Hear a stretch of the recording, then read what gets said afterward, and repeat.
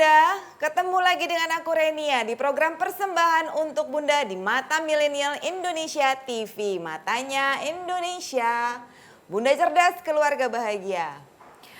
Bunda, hari ini aku punya topik bahasan tentang calistung. Apa coba calistung?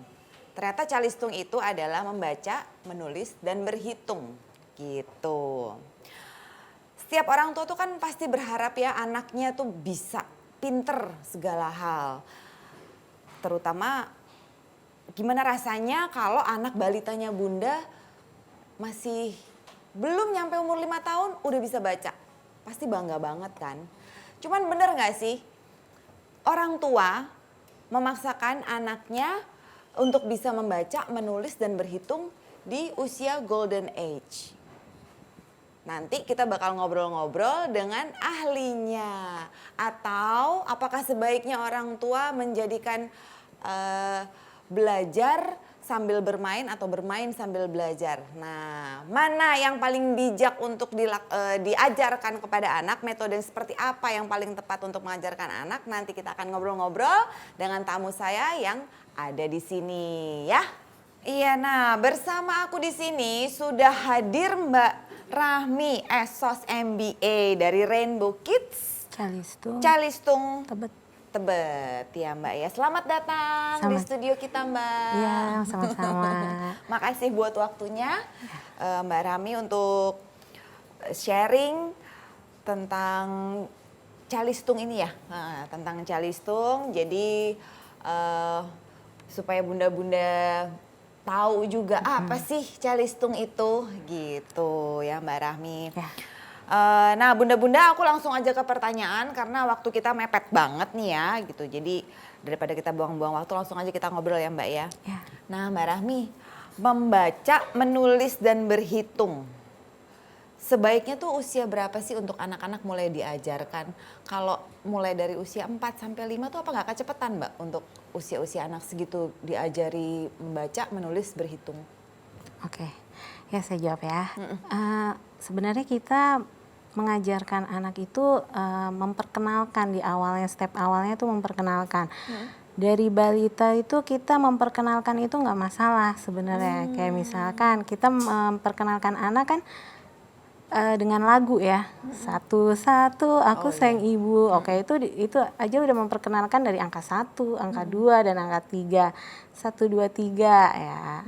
Seperti itu. Tapi untuk step lancarnya membaca, menulis dan berhitung itu usia berapa? Nah, itu diajarkan untuk lancarnya itu adalah usia sekolah SD kelas 1.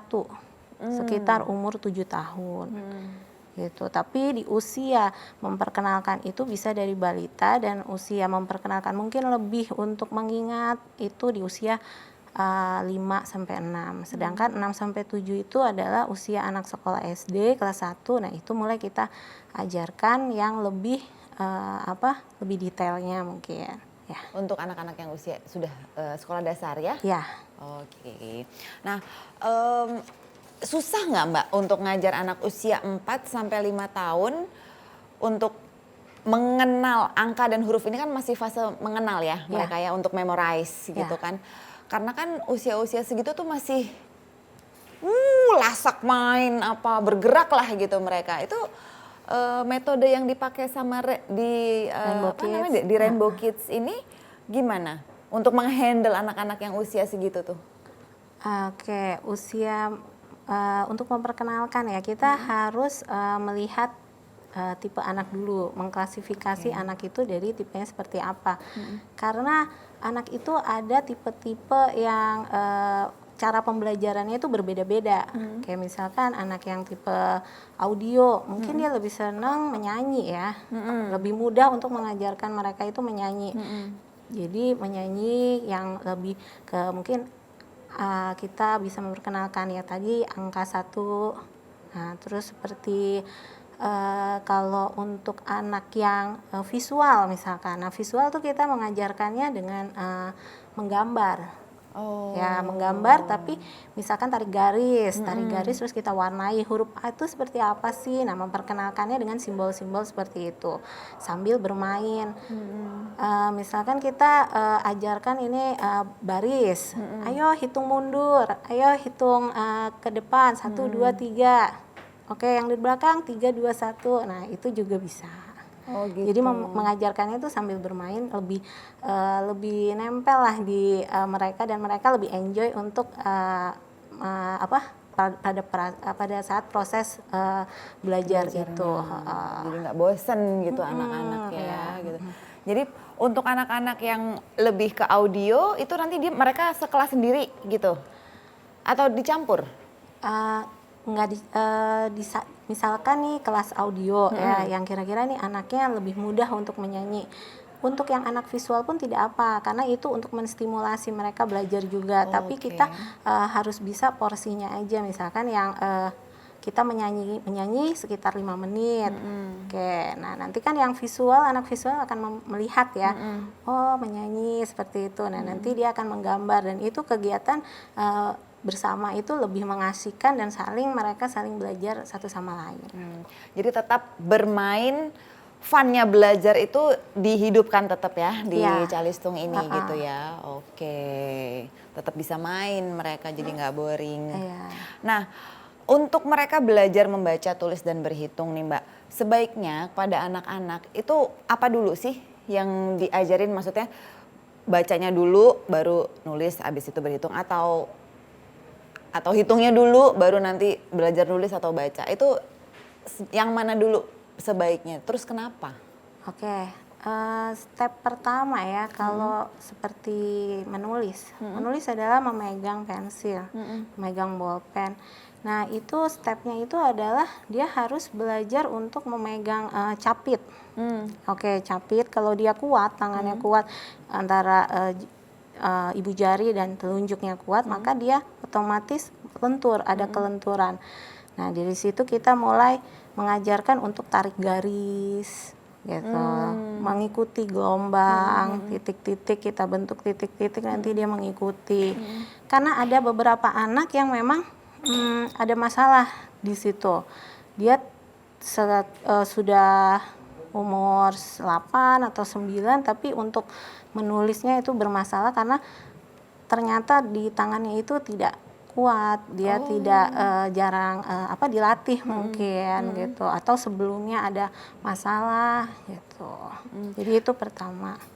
Oke, jadi nulis dulu, awalannya nulis, urutannya sebaiknya belajar nulis dulu baru membaca terus berhitung, atau berhitung dulu menulis baru membaca, atau menulis dulu ya itu biasanya kalau di Calistung. Ya itu masing-masing step aja. Ya masing-masing step beda-beda. Kayak menulis itu kan memegang pensil terlebih dahulu, dia melenturkan dengan cara menarik garis. Sedangkan kalau step membaca kita memperkenalkan dengan simbol-simbol.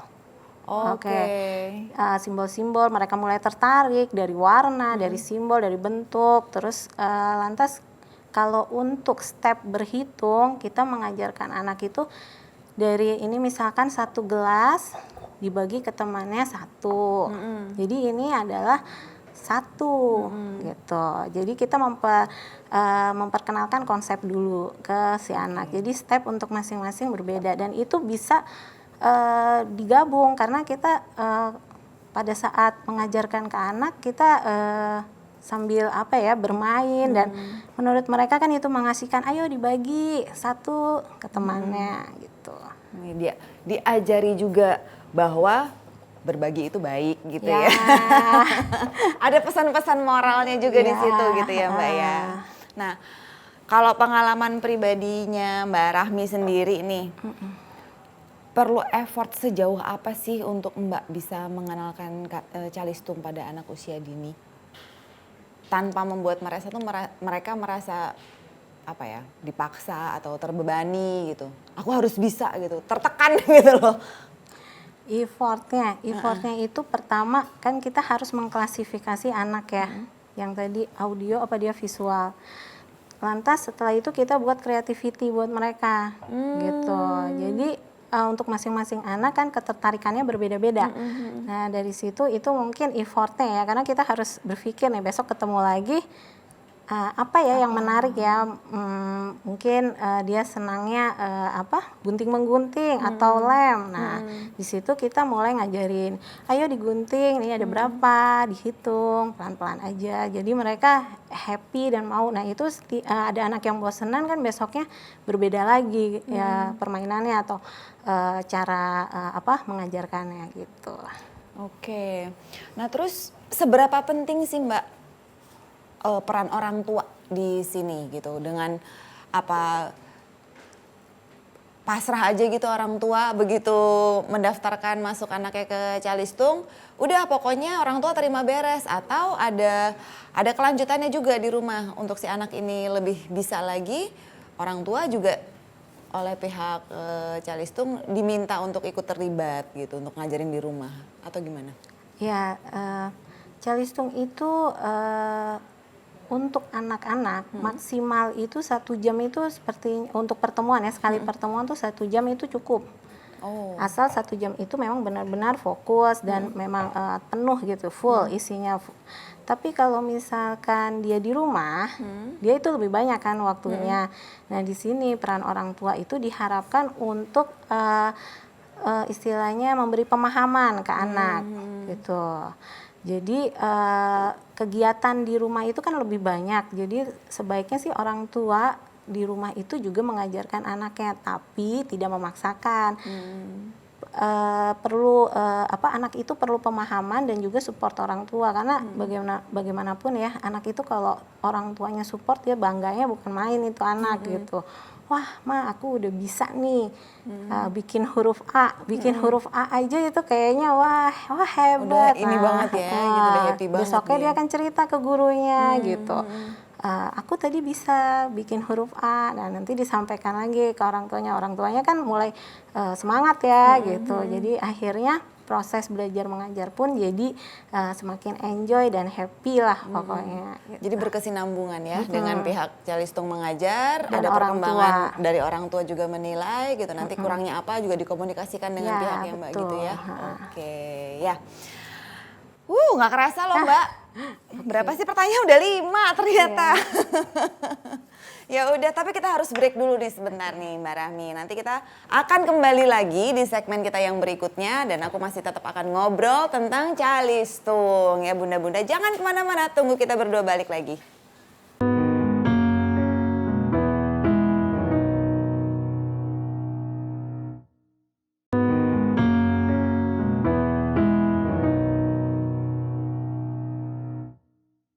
Iya bunda-bunda, balik lagi bersama aku Renia dan Mbak Rahmi di sini. Kita masih membahas tentang Calistung ya bunda ya. Kita lanjut aja ya Mbak ya. Langsung aja deh kalau gitu. Mbak, kalau nggak salah kan ya ada 6 aspek nih yang harus kita perhatikan ketika membangun tumbuh kembangnya anak. Terutama di usia golden age ya. Trennya lah orang-orang nyebut golden age gitu kan ya. Salah satu aspeknya nih kognitif. Aspek kognitif. Apakah Calistung membantu juga untuk menstimulasi aspek ini atau enggak? Iya. Ya, sangat Membantu ya. Karena aspek kognitif itu anak kan mulai belajar mengingat, terus memahami, terus mengelola informasi, walaupun memang belum belum betul banget lah, belum standarnya belum tinggi, tapi mereka mulai belajar di situ. Nah dari Calistung itu dengan membaca lah istilahnya, dia pertama kan mengenal huruf ya, akhirnya dia mengingat.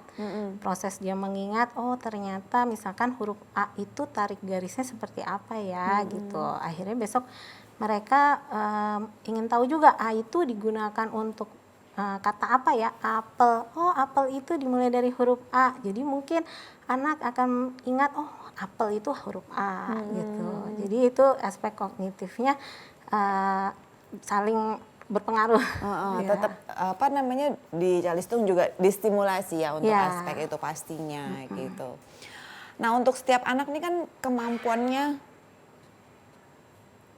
Untuk setiap anaknya kan memiliki tingkat kemampuan dalam menyerap apa yang diajarkan tuh kan beda-beda ya Mbak, terutama anak-anak usia dini yang masih dalam tahap mengenal dan belajar. Nah, metodenya Calistung ini disamaratain aja atau dibeda-bedakan antara anak yang pola pendekatannya tuh gimana ke setiap anak yang agak gimana, mereka satu kelompok sendiri atau? Ya, untuk metodenya ya, untuk anak itu masing-masing kan berbeda ya kemampuannya.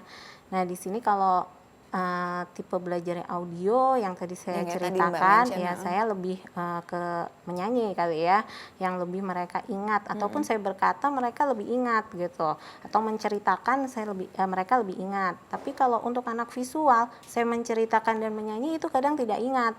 Nah, di situ kita mencoba membuat mereka harus menulis ya, dengan menulis atau menggambar. Nah, itu gambar bisa dibawa pulang ataupun ditempel. Jadi mereka masuk lagi, mereka akan ingat, oh itu tempelan gambarnya gitu. Terus selain itu untuk anak yang mungkin berkebutuhan ya, ya kalau berkebutuhan biasanya kita dapat referensi dari terapis ataupun psikolognya. Nah, nanti di situ kita akan mengajarkan sesuai apa yang diberitahukan di situ. Seperti ada anak yang memang ternyata hafalannya itu rendah. Jadi misalkan kita sudah mengajarkan 5 menit kemudian dia lupa. Ada yang seperti itu, 5 menit kemudian dia lupa dan itu kita harus punya solusi. Misalkan kita bikin tempelan-tempelan di bukunya, jadi dia harus mengingat kembali dengan membuka setiap berapa menit gitu, karena ada anak yang berkebutuhan seperti itu. Jadi metode-metode yang diajarkan untuk masing-masing anak tergantung kebutuhan si anak. Oke, tapi tidak dikelompokkan dalam satu kelas yang anak yang lebih cenderung ke visual satu kelas sendiri, yang berkebutuhan khusus sendiri, audio sendiri, enggak ya? Tetap digabung hanya?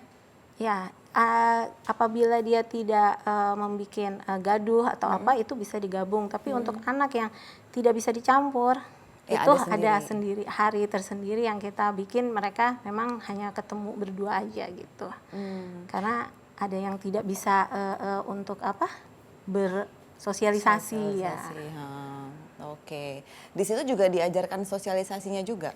Ya, karena satu guru kita bisa bikin 3 murid. 3 siswa, oke. 3 siswa. Dari situ mereka akan menanyakan kan masing-masing. Kalau yang satu nggak masuk, mereka akan menanyakan. Dari situ sudah mulai namanya sosialisasi, mengingat temannya. Gitu. Nah, kalau untuk anak-anak yang berkebutuhan khusus kayak yang tadi Mbak Rahmi mention, buku yang dibuatkan tempelan-tempelan, umpamanya dia nggak bisa ngingat huruf abjad gitu ya kan, harus ditempel gitu. Itu sekolah Calistung mengajarkan siswanya untuk nempel sendiri mandiri, nantinya dia akan continue atau dibantu sama tenaga pendidik di situ? Enggak ya, karena kita mengajarkan mereka memang mandiri. Jadi mereka disediakan lem, mereka menggunting, mencoba menggunting. Kalau memang menggunting membahayakan buat mereka, maka kita bantu. Tapi kalau menggunting tidak membahayakan, maka dipandu aja. Ya, dipandu aja. Okay. Jadi lama-lama mereka terbiasa. Mereka harus mengingat, oh ini huruf A, atau mereka balik, atau mereka suka dengan warna, kayak gitu. Lama-lama jadi bagus sih. Jadi nggak di apa istilahnya, dimanja kali ya, nggak dibiarkan tertekan juga. Oke. Nah Mbak, kalau kita bicara soal pendidikan di saat pandemi ini nih, ini gimana nih Calistung ini mulai ada kapan sih Mbak Calistung ini? Kalau yang di Tebet ini 2 tahun. Oh 2 tahun. Awal berdirinya? Awal berdirinya sudah lama ya, sekitar 10 tahunan. Oh 10 tahun Itu pertama di daerah Cibubur. Oke, gitu. Nah balik lagi nih soal pandemi. Belajar jarak jauh. Iya. itu juga dilakukan oleh Calistung atau diliburkan total? Saat ini memang yang paling aman ya, paling aman itu ya belajar online. Saat ini yang paling aman. Nah, anak-anak itu kalau belajar online, namanya anak kecil ya, kadang kita nggak tahu dia habis bangun tidur atau dia lagi marah, dia lagi bete. Nah, di situ kadang mungkin ada distraknya ya, pas kita mengajarkan online ya, atau mereka mau makan dulu, mau minum dulu ya, namanya anak-anak ya, nggak bisa. Nih dari jam segini sampai jam segini duduk ya, manteng gitu, nggak bisa. Jadi nanti peran orang tua tuh benar-benar diharapkan di saat pandemi ini Ikut aktif juga ya? Ikut aktif juga. Jadi biarpun si anak itu online, misalkan mereka setelah selesai online ataupun pada saat online misalkan kadang ada pertanyaan, Ma ini tempel di mana sih? Gitu. Oke, jadi kan mau nggak mau orang tua ya di deket-deket situ gitu. Jadi lebih banyak belajarnya saat pandemi ini praktek kali ya yang dikasih. Jadi mereka ngapain gitu di rumahnya sama gurunya diarahin gitu. Ya, berkegiatan, berkreativitas. Dibandingin teori. Ya, teori kita ajarkan di awal nih, misalkan huruf A yang tadi tarik garisnya kemana. Nah, dari situ mereka mencoba membuat sendiri. Lantas di rumahnya setelah selesai orang tuanya mungkin kita bikin satu tas yang kegiatan yang orang tuanya juga ikut mengajarkan di rumah gitu. Misalkan, nih Adek, kali ini latihannya kita huruf A-nya bikin 5 huruf A, bikin 5 berbaris gitu. Jadi akhirnya anak itu pun terbiasa mau aktif. Paling muda siswa murid yang dimiliki sama Calistung ini usia berapa, Mbak? Paling muda ya waktu itu sekitar 3 tahun, tapi itu pun kita nggak ngajarin Calistung. Kita ngajarin itu memperkenalkan simbol-simbol. Misalkan ini kotak, persegi panjang, lingkaran gitu. Dan dia ngerti 3 tahun? Iya, pernah ada 3 tahun di lesin Calistung, dan itu kita bilang ke orang tuanya, kita memperkenalkan saja gitu. Tidak bisa diajarkan untuk membaca menulis. Tapi itu nggak masalah. Memang orang tuanya ingin supaya anaknya itu nggak bosen di rumah. Kadang ada kan yang kayak gitu. Ngasih kegiatan anak-anak gitu.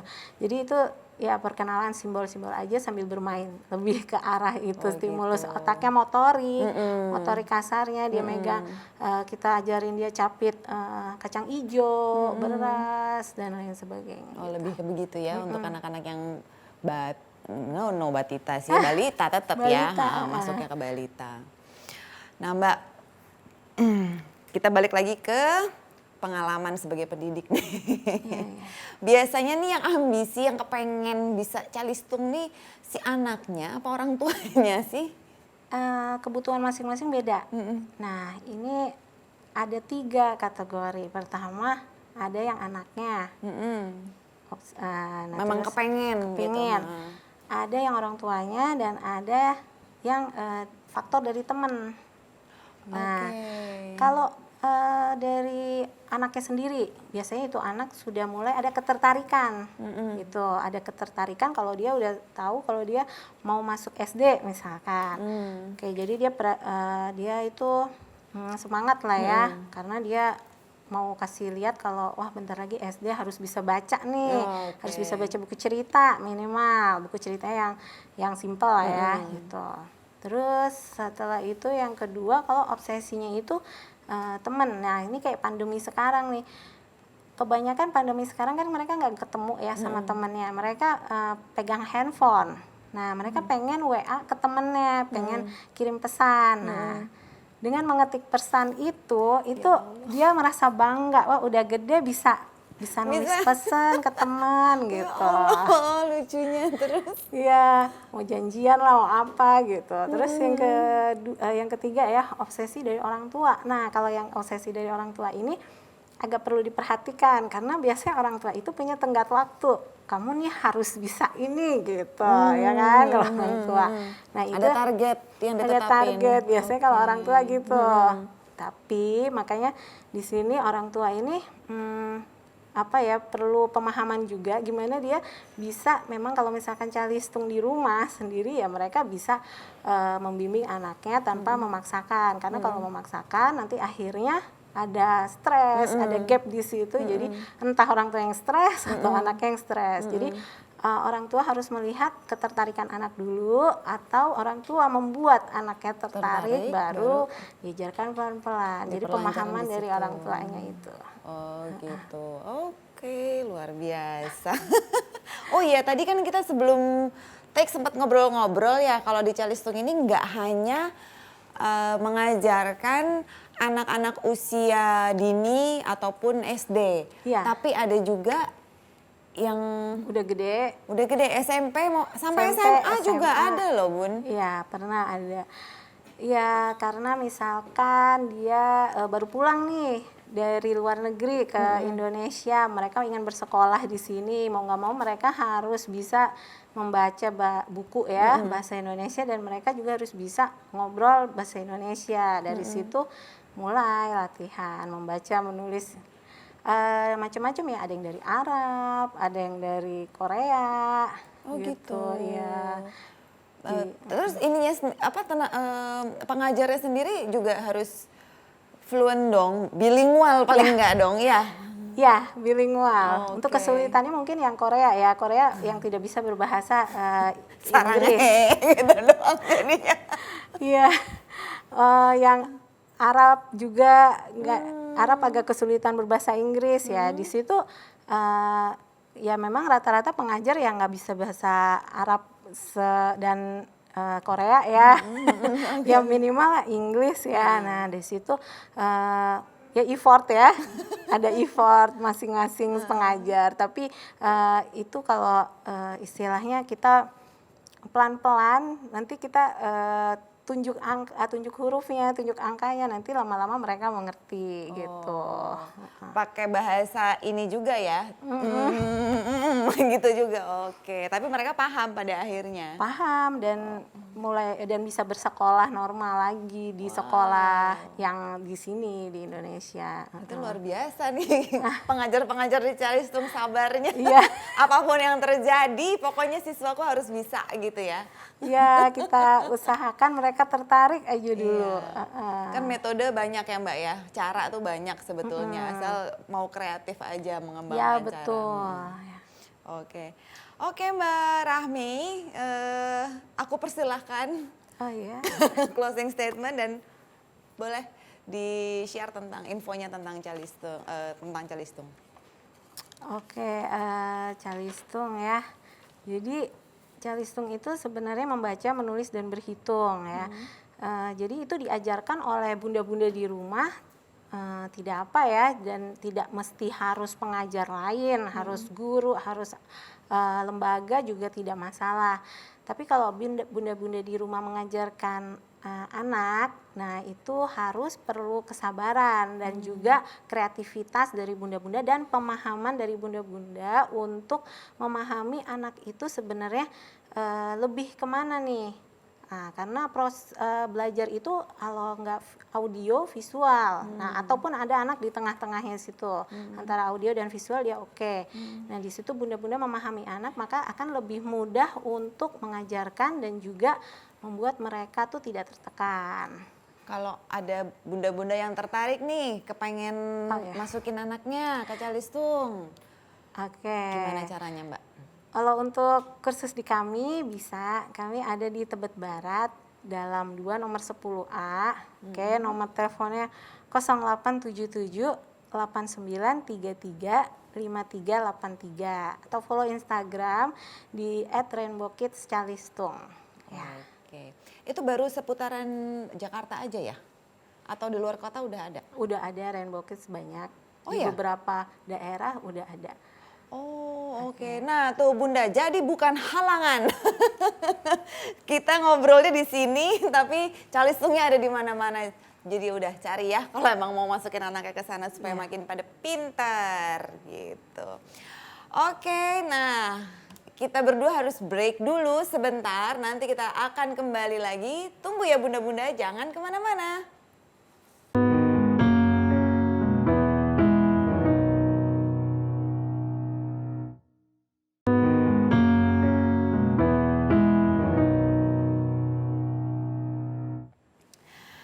Iya bunda-bunda, balik lagi. Aku dengan Mbak Rahmi masih di sini ngobrolin tentang calistung. Ya Mbak ya, nggak terasa ya udah Iya. nyampe segmen 3. Oke. Udah mau habis nih gitu.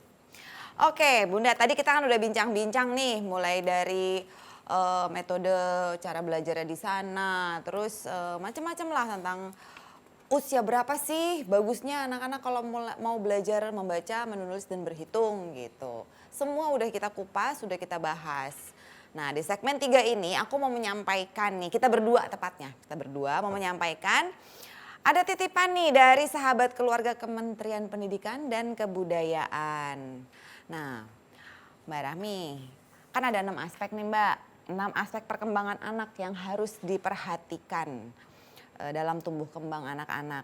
Nah ke-6 aspek ini tuh saling berkaitan, boleh dong bantu aku untuk menjelaskan ke bunda-bunda.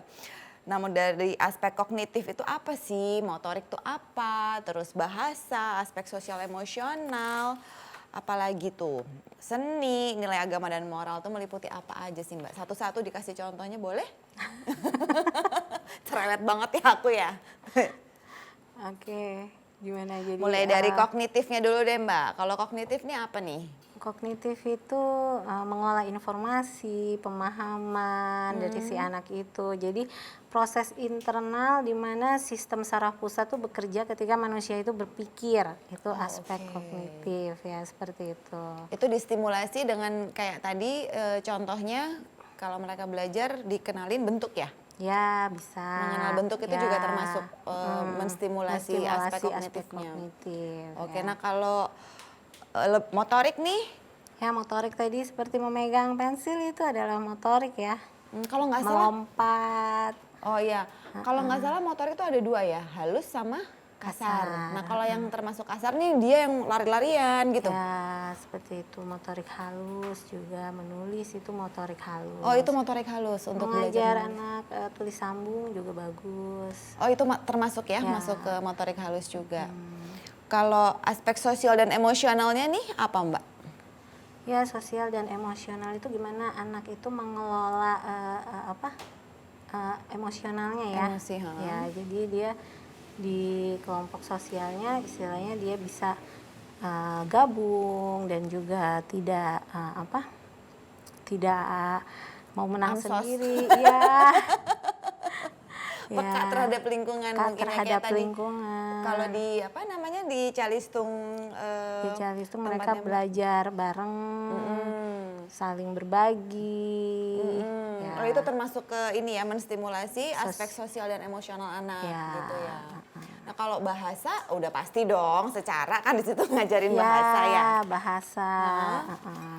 Berhubungan ini bahasa ini kan nggak hanya yang lisan ya.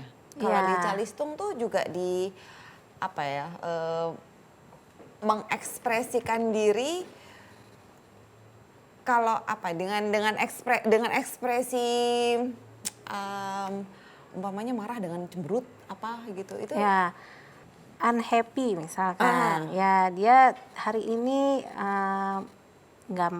dia hari ini tidak mau belajar mungkin karena dia lagi habis bangun tidur terus ikut les misalkan. Nah, dia unhappy.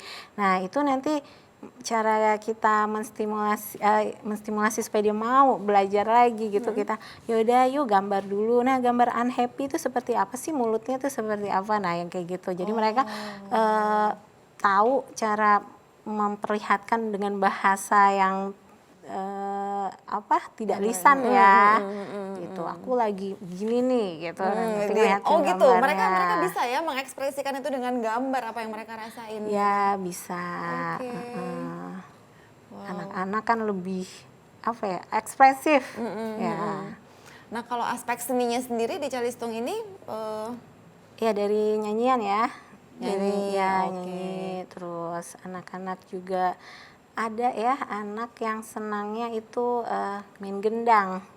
Oh gitu. Heeh. Ada alat musik belajar di sana juga ada? Enggak, Oh kalau nggak alat ada. musik kita nggak ada. Cuman kalau misalkan anak itu tertarik main gendang, nanti di saat hari tertentu itu dia boleh bawa gendang tersebut. Oh gitu. Ya, nanti terus teman-teman yang lain kan seneng ya ngelihatnya, wah ada ternyata alat musik gendang gitu. Terus mereka yang lain-lain juga kalau suka alat musik apa gitu diperbolehkan? Ya, di hari tertentu misalnya kita boleh bawa masing-masing. Ada yang sukanya kecrekan ya.